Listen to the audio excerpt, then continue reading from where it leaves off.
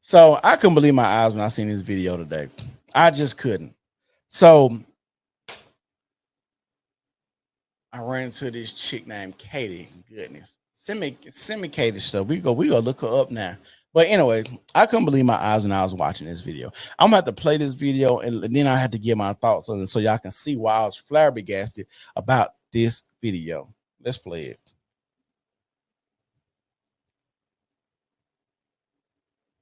What have I made? Oh. Men all over the world.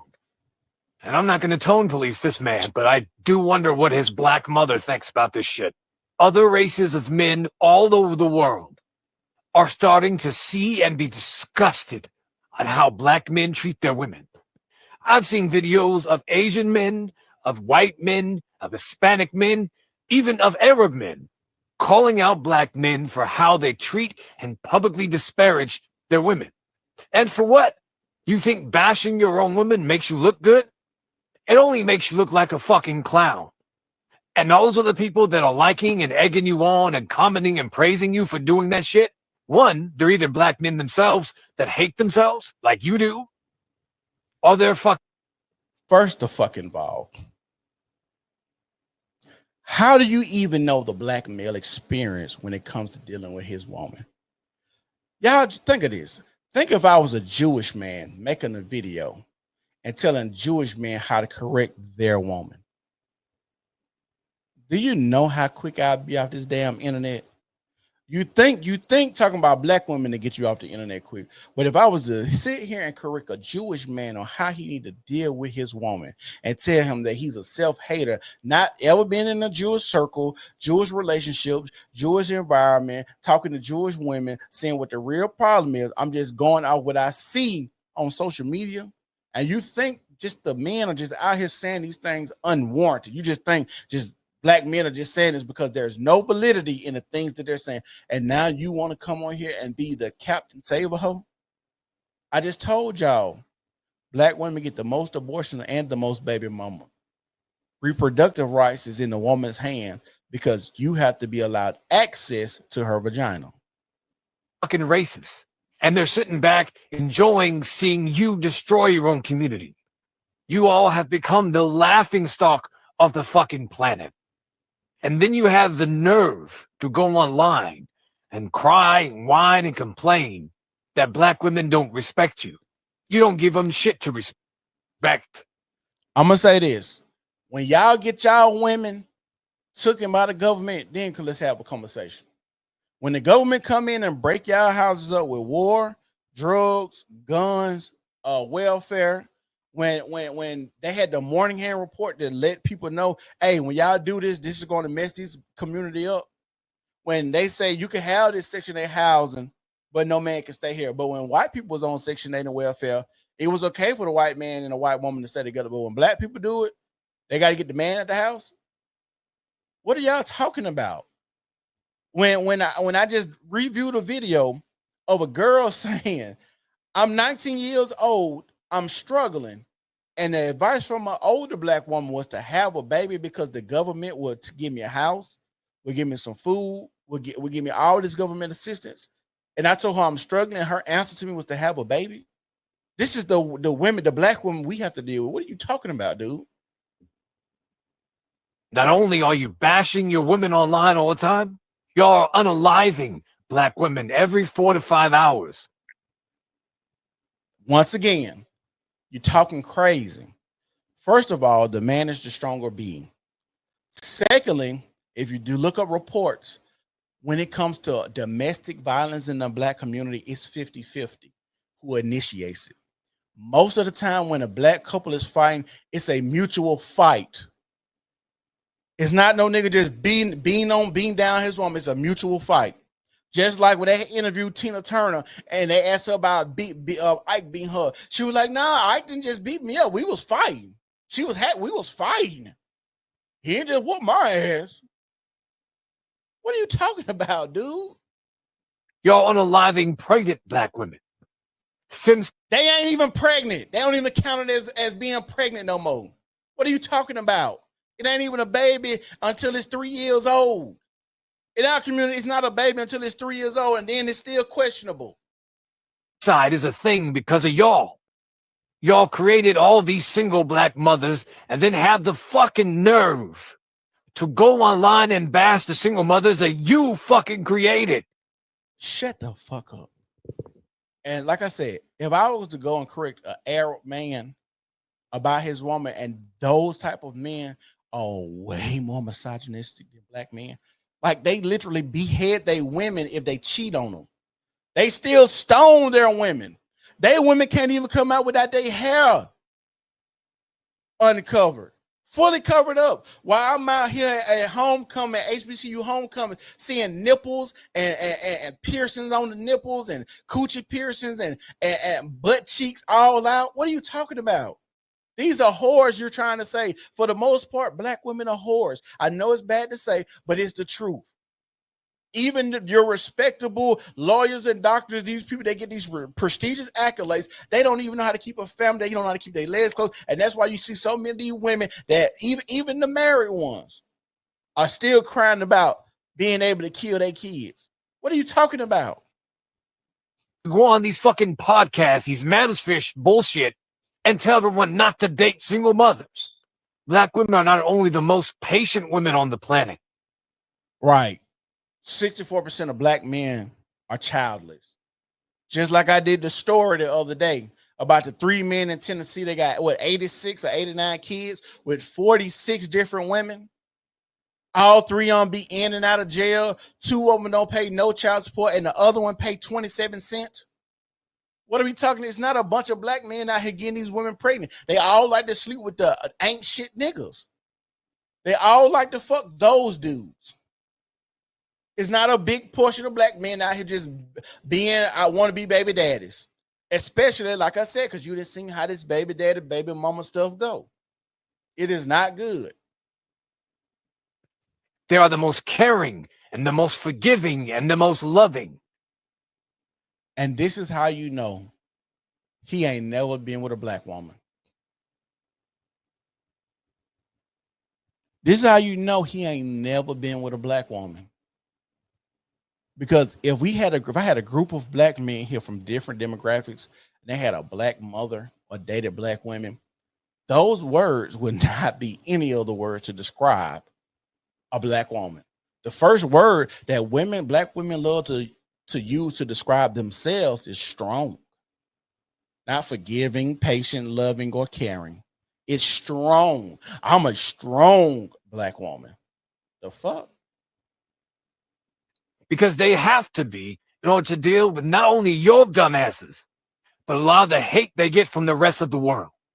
And after 400 plus years of slavery, Jim Crow, and oppression, and all the horrible things that white men have done to black America and how can you say this and then berate black men on how they treat black women when you know you had to intervening a white man into the black relationship? You killed your own argument at the end right there. How are you going to talk about slavery, 400 years, what white men did, and then tell black men they're doing wrong by their women when you had people literally intervening into the black women relationship? For white men to come out and check you on how you treat your women, you know it has to be really, really bad. And I'm not going to tone police this man, but I do wonder what his black mother thinks. And this is to cause more division in the black community. I wouldn't be surprised if this right here went viral and you start seeing this video everywhere. And the reason that I say that is you have somebody that wants to pander. And everybody know at this point, if you've been on the internet long enough, if you pander to black women long enough, you can make a lot of money. If you pander to black women long enough, you can make a lot of moolah. The people that's really out here telling, black women, hey, you need to do X, Y, and Z to make the community better, they don't make money. Channels like this, it'll be hard to grow a channel like this to tell black women what they should and should be doing. Right, Derek Jackson. Yada, what the other dude is, Yada Awakening, him. When they pander to black women, you can make a killing But I know those dudes are paid opposition, or they only care about lining their pockets because they don't care about the black community because they know the black community is dead. And I'm be honest with y'all. Sometimes I teeter on it because it's like I do want the money, but at the same time, I care about my soul because I feel like where I lead people, I'm gonna be right there with them. I don't want to lead nobody to hell. And a lot of these guys are always going to be found out to be frauds. Your Dr. Umar, he come by all the black women and Snow Bunny and bunny hopping and stuff. Now, granted, I don't believe in interracial dating, but at the same time, I understand if you had to go get you a white girl because that's your environment you grew up, your number white girl, or you dated black girls, you gave a white girl dated black girls, you gave a white girl a try, and it was a good relationship. It just worked out that way. Cool. But for me to sit here and listen to Dr. Umar, you got 2 kids by 2 black women and you didn't marry any of them. If black women are so great, why you didn't decide to make any one of them your wife? Then you had your brother Polites. Brother Polite went to jail, raping the kid. That's why I tell single women, be careful about who you bring these men around your children.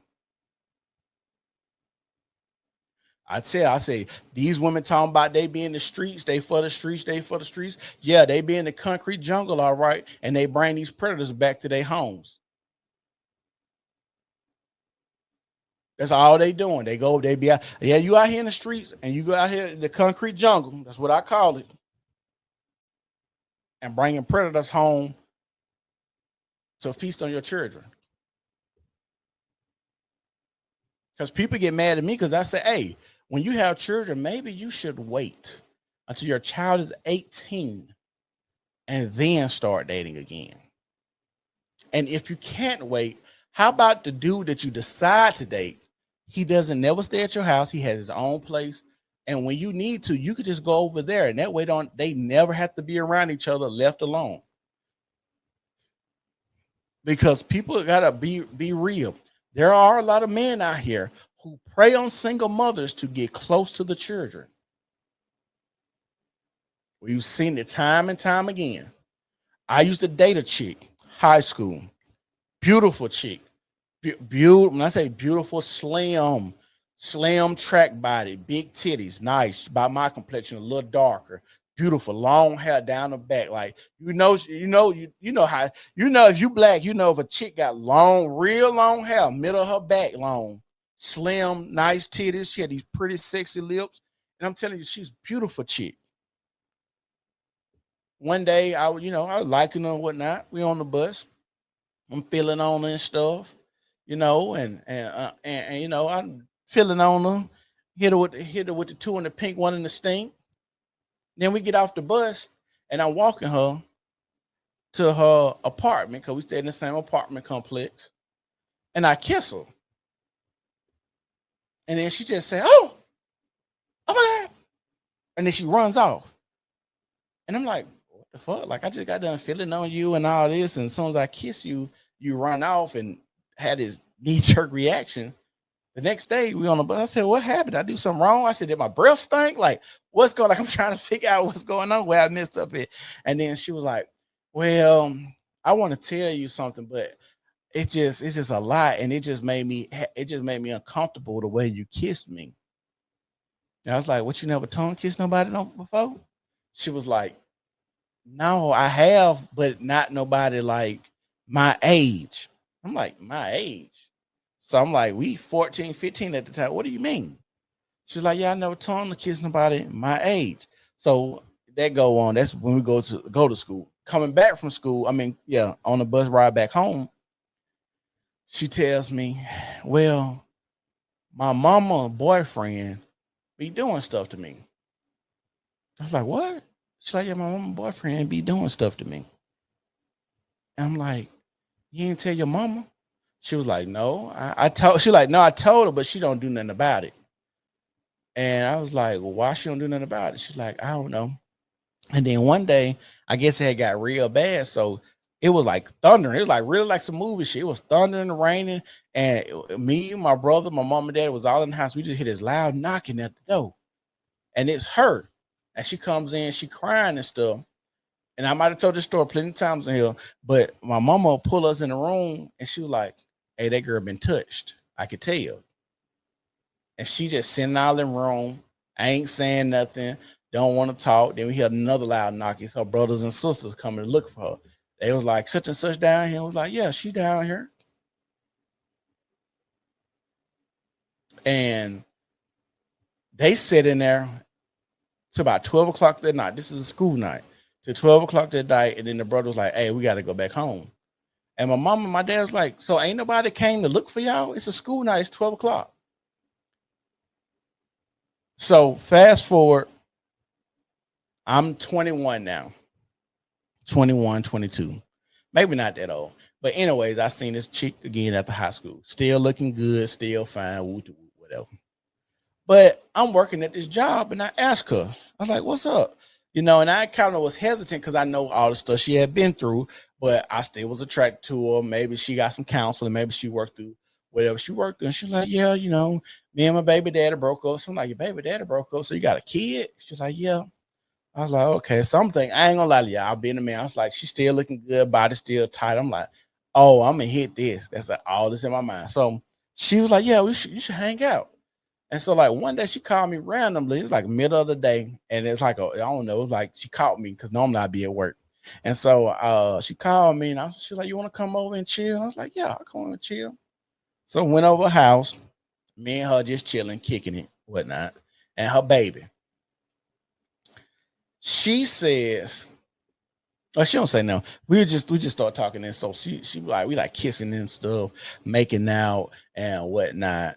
And you know, she take her top off, and so her baby laying in the bed. That we sitting in the bed. So I was like, hey, you know, you want to take the baby to the room? At least move him out the bed. She's like, nah, we could just do it right here. What? She's like, yeah, we could just do it right here. We don't even have to go nowhere. I was like, but your baby right there. Oh, he ain't gonna see nothing. He ain't gonna even remember this. So now I'm like in my mind, I'm just registering all the stuff from high school you went through, and now you got a kid, and you about to just have sex freely in front of the kid. And I'm not even this kid's father. Maybe if you and the daddy was here, that'd about been cool. But I'm not even this kid's father, and you just want to just have sex with me while the baby's still on the bed. And I was just turned off. I was like, you know what? I can't do this.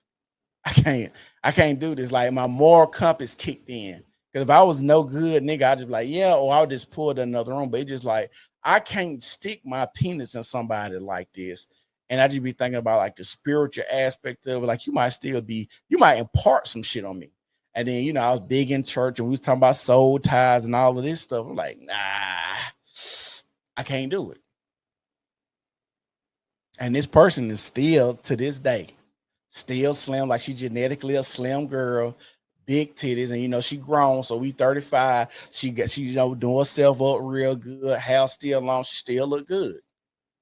But then I still see how she talk on Facebook. It's like, this girl, she still ain't got no help. And it's sad that, like I said, we got to have these conversations to where we are still putting children in these situations and repeating cycles.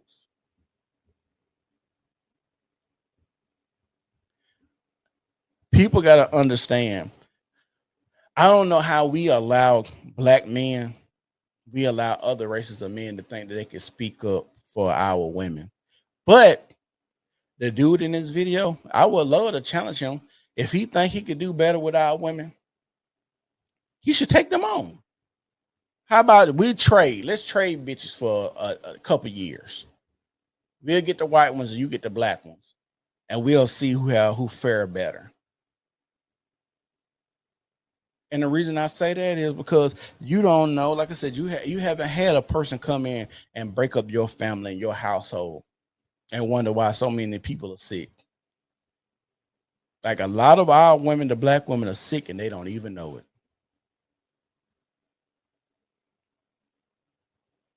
Like I said, y'all make sure y'all take care of y'all kids, take care of yourselves, keep y'all head on the swivel when y'all out there. Make sure you're around good company, find your tribe, And make sure you're supposed to do what you're supposed to do. Don't compound issues. If you're already going through something bad, sometimes it's good to just stay still, prayed up, and make sure you figure out what you want to do in your time of need when you are out here in this world. But it's the New Normal Podcast, and we gone.